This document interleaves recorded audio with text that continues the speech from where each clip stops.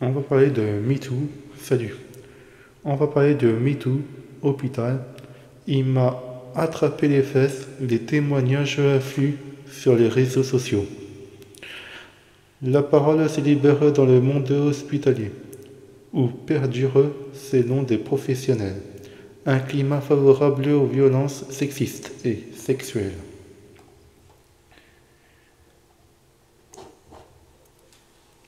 La parole se libère dans le monde hospitalier, où perdure, selon des professionnels, un climat favorable aux violences sexistes et sexuelles.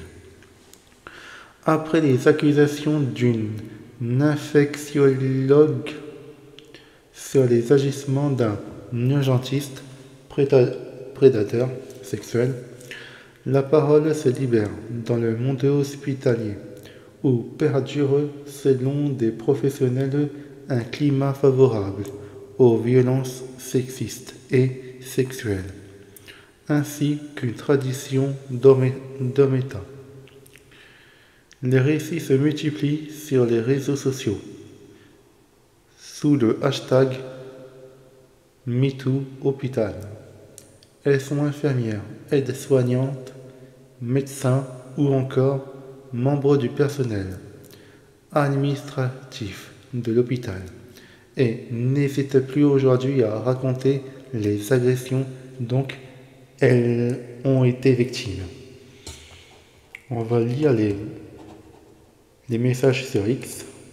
Hop.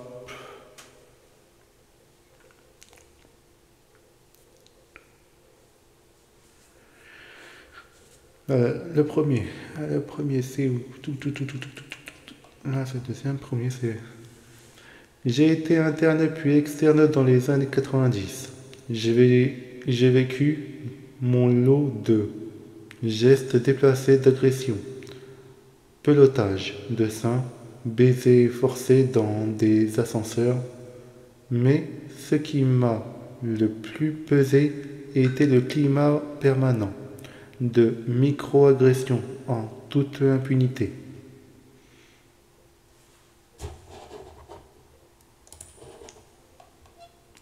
Le deuxième. En chirurgie, notamment, c'était tout le temps. Imaginez un bloc opératoire avec un vestiaire mixte de 3 mètres carrés. Et tous les internes qui débarquent quand tu es en sous-vêtements. Imaginez un interne d'ortho, marié et père de famille, au passage, qui débarque dans votre chambre. Ça va jusqu'à 11, les messages. Troisième.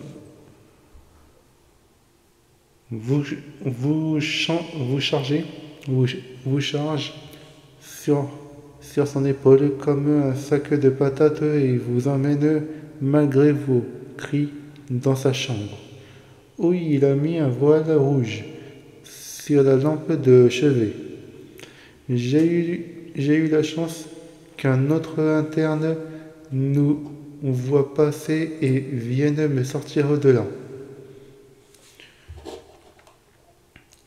Vraiment, beaucoup de ces mecs avaient la drague lourdissime et la délicatesse d'un homme des cavernes. Des remarques graveleuses tous les jours, tous les putains de jours. Il fallait apprendre à répondre, à se défendre, sans se faire ostraciser. Pas facile. Je préfère vous raconter une anecdote plus marrante, mais révélatrice, de cette ambiance délétère. J'étais interne d'anesthésie, économie nette, de la salle de garde. En gros, je récupérais les cotisations et on allait faire les courses avec l'économe pour les améliorer. Le futur pu d'ortho était un type imbuvable. Il est arrivé un jour en salle de garde en annonçant J'ai apporté un chèque pour 3 mois de cotisation. Il est dans la poche de mon pantalon. Mais je veux que ce soit l'économie nette qui vienne le chercher. L'économe a voulu me défendre. Je l'ai arrêté net et je me suis approché du pu avec un grand sourire en le regardant dans les yeux. Je lui ai sensuellement dégrafé sa ceinture. Puis j'ai fait sauter le bouton de son jean. Je l'ai descendu d'un coup sur ses chevilles.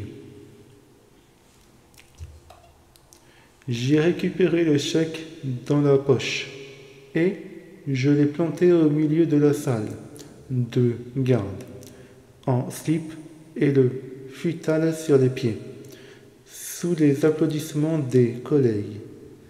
J'aime me souvenir de cette micro-victoire parce que c'est le jour où j'ai décidé qu'on ne me ferait plus, même avec un titre de professeur. Quand je vois les étudiantes aujourd'hui, je me dis qu'elles ont chopé le coup souvent. Souvent plus vite que moi. Mais c'est la première chose que je leur ai dit en début de stage. Venez m'en parler. Qui que vous soyez à l'hôpital, ne laissez pas passer les micro-agressions. Ne laissez pas faire. Le machisme des coqs dans la base cour, c'est fini. Des têtes ont commencé à tomber. L'effet d'entraînement va rafraîchir les velléités. Ça ne passera plus.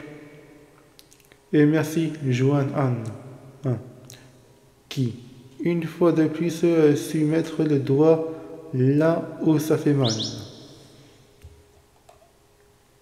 Et externe puis interne, vous avez corrigé de vous-même. Ça c'est de 1 jusqu'à 11. Et après là, ils vont rajouter externe puis interne. Vous avez corrigé de vous-même. Moi, mamie, anesthésie, retraité, premier remplaçant dans une petite clinique où le chien venait de débarquer et qui me fait visiter l'établissement, me plaque contre le mur de son bureau et me dit « Embrasse-moi ». Je l'ai vivement repoussé.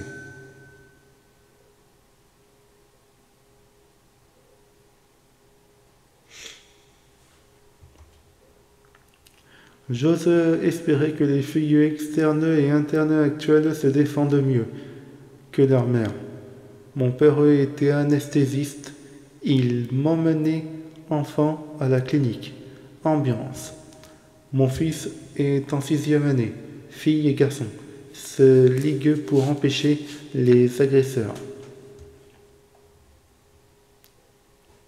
Ça c'est une autre qui tweet. Le même, il dit « Oui, j'ai beaucoup d'espoir dans la nouvelle génération. » Elle répond à... D'accord.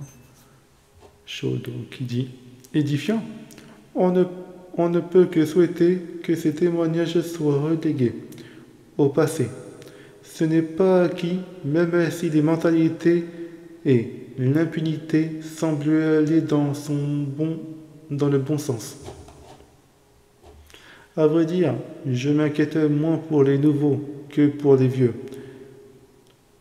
Toujours en poste, certains ont encore du mal à changer leurs mauvaises habitudes. Difficile de faire pire commentaire, mais félicitations. Externe, un autre qui dit externe puis interne.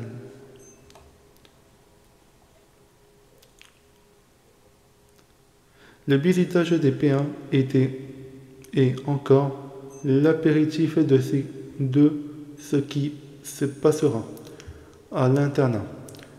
Docilité, rébellion, violence. Tu pries pour le stage suivant, mais tu es catalogué, listé et finalement harcelé jusqu'à la fin.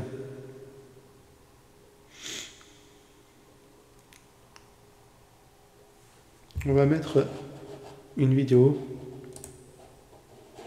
Hop, vidéo. Faut que je fasse ça. Et on va mettre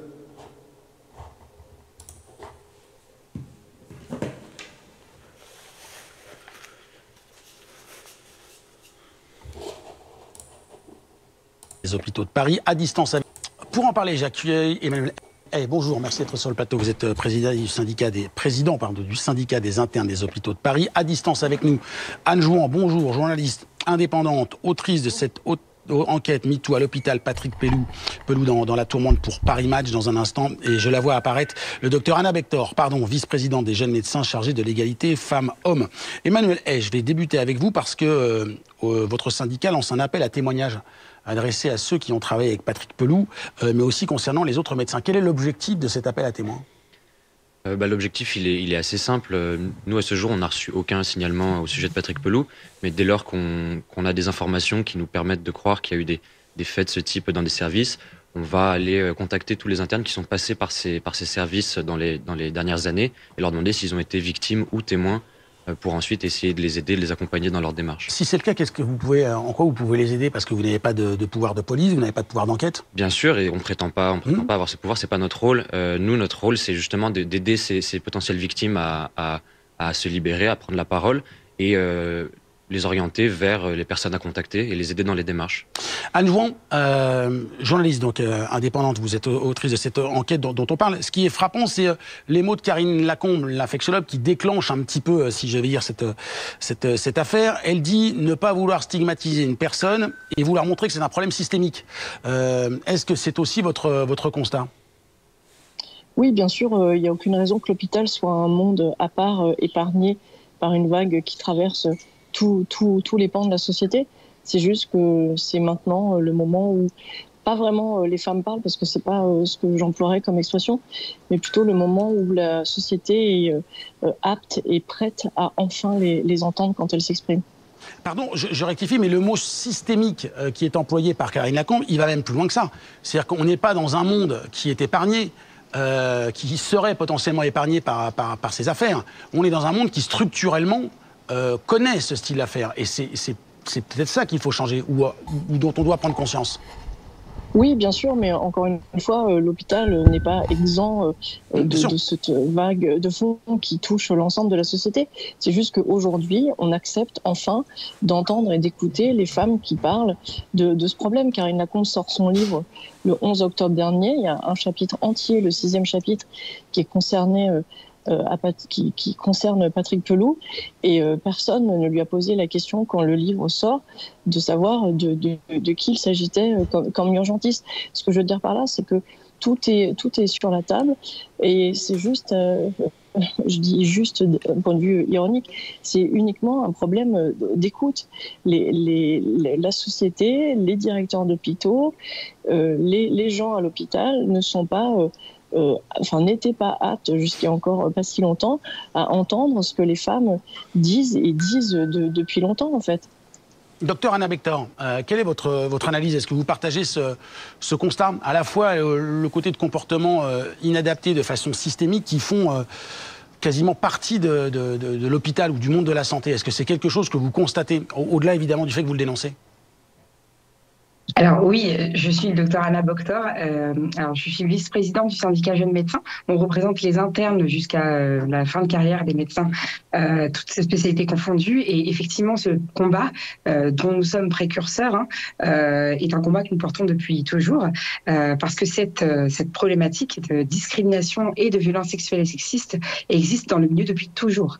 C'est un milieu traditionnellement et historiquement masculin, et donc par rapport à ce constat, ça. Il y a des problématiques de hiérarchie pyramidale, féodale même à l'hôpital, plus une sorte de servilité et de conditionnement dans les études de médecine qui font qu'on fait toujours ce qu'on nous demande. Et le tout mêlé donne un terreau fertile pour ce genre de comportement et d'injustice. Donc aujourd'hui, les femmes médecins, de manière générale, n'ont pas accès aux mêmes carrières que les hommes parce que ce sont des femmes. Il y a beaucoup l'angle de la grossesse sur lesquels elles sont discriminées, mais il y a aussi des violences sexuelles et sexistes qu'elles subissent dès le début de leurs études. Il est temps que ça cesse, évidemment. Ça fait des années que nous luttons contre ça. Il est plaisant de voir qu'aujourd'hui, ça a fait un buzz dans les médias par la fenêtre de deux personnalités publiques donc connues. Et donc, c'est pour ça qu'on en parle encore plus aujourd'hui. Mais c'est quelque chose que nous essayons de relayer et nous essayons de faire remonter depuis des années. Nous avons depuis toujours des sollicitations de notre service juridique à ce sujet par de nombreuses femmes médecins. Emmanuel, vous abondez dans le sens du docteur Bactor. Vous avez le sentiment qu'effectivement, il y avait des choses qui n'étaient pas dites ou que certaines femmes n'étaient pas entendues et qu'aujourd'hui, c'est le cas et c'est ce qui fait que... Ah bah bien sûr, et je pense pas qu'aujourd'hui ce soit le cas. Nous, ça fait des semaines, des mois, des années, on essaye de faire sortir ça et qu'on est au courant de certaines personnalités problématiques et malheureusement, il y en a un certain nombre. On peut pas parler à la place des victimes et si aujourd'hui... la parole peut se libérer, on s'en réjouit. Est-ce qu'il n'y a pas une façon, je le rappelle, vous avez demandé, j'ai bien compris les nuances que vous veniez, mais une forme de chasse aux sorcières en demandant aux gens de témoigner. Je comprends effectivement, une personne qui se sent victime, elle ne devrait pas avoir besoin d'avoir cet appel-là, aujourd'hui en tout cas. On a le sentiment qu'on peut parler quand on se sent victime. Non, pas du tout. Vous voyez les pressions auxquelles sont soumises les internes et les médecins à l'hôpital en France. On a besoin d'aller vers elles et on constate nous au quotidien que sans aller vers elles, elles ne viennent jamais vers nous. Et cet appel à témoignage, c'est pas du tout une chasse aux sorcières, parce que c'est des témoignages dont nous sommes les destinataires. On n'a aucune vocation à relayer ça dans les médias. Nous, c'est souvent le cas. Vous savez comment ça se passe. Ben, nous, c'est des choses qu'on reçoit sur notre boîte mail. On ne va pas le relayer dans les médias. Non. Est-ce qu'il y a des choses aussi qui sont peut-être à l'origine de ça? Moi, je pense au bizutage. Avec parfois des pratiques assez violentes ou sexualisées. Est-ce que c'est aussi des choses qu'il faut totalement interdire? Parce que ça fait partie de...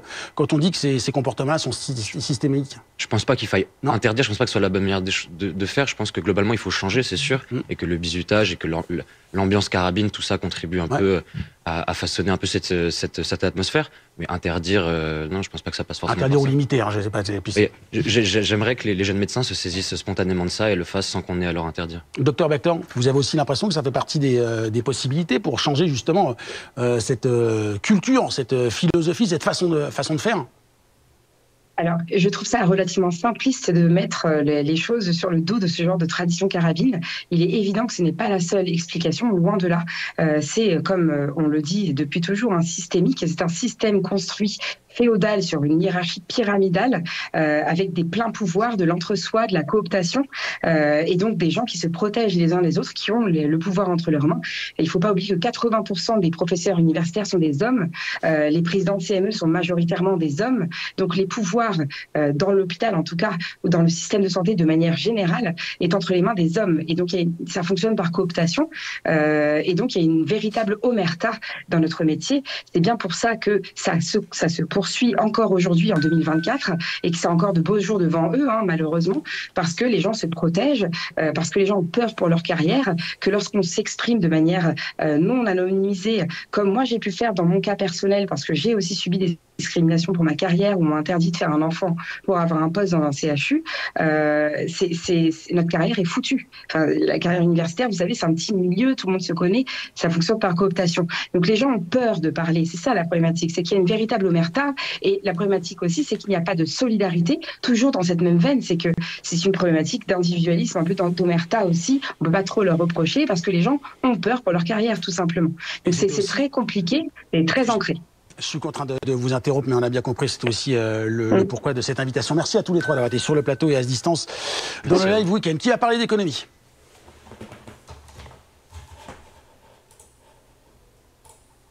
Globalement, c'est le mot. On va mettre pause et on va mettre...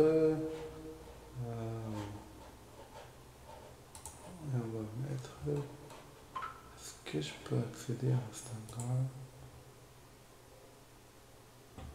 On va faire refuser les cookies.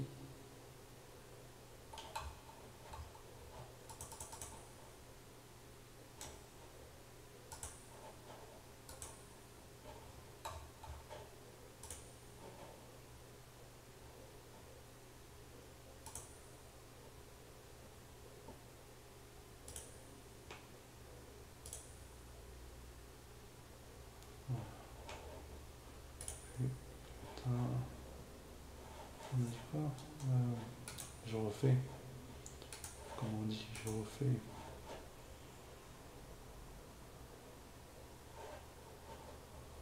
refais. De harcèlement, vous décrivez des coups de fil répétés tard le soir venant de Patrick Pelloux. Il s'agissait de quoi? On va dire de drague très lourde, de quelqu'un qui met du temps à comprendre que quand c'est non, c'est non. Probablement que la situation maintenant serait différente. Quand même, là vous dites drague lourde, enfin, c'est comme ça que vous le viviez maintenant, avant, mais maintenant on se dit que c'était du harcèlement. Même, on se demande si c'est pas à la fois du harcèlement sexuel et moral. Quand vous le repoussez, ça aussi vous le racontez, il change d'attitude. Vous dénoncez un ostracisme patent et plusieurs épisodes d'humiliation. C'est-à-dire? À l'époque, quand on disait non à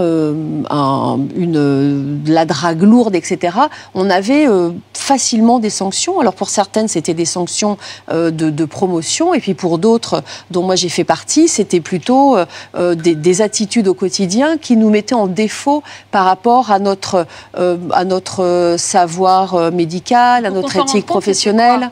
C'était quoi ces humiliations successives? C'était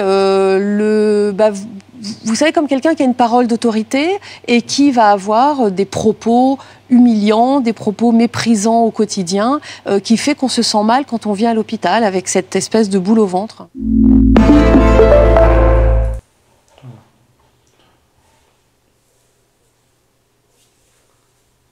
MeToo à l'hôpital. Une enquête a accusé Patrick Pelloux qui conteste les faits. Le témoignage de Karine Lacombe dans C Hebdo, si j'arrive bien à dire, c'est samedi à partir de 18h50 sur France 5. Et un autre qui tweet je trouve quand même très grave de nommer des personnes dans les médias. Vous dénoncez la police et l'affaire suit son courant, mais tant que les personnes ne sont pas coupables, laissez la justice faire son travail. Dites-moi dans les commentaires si la vidéo vous va, si l'article vous convient. Je vous dis à la prochaine. Mettez-moi des pouces, abonnez-moi à ma chaîne YouTube, Twitch, Instagram et TikTok. Partagez la vidéo et je vous dis à plus tard.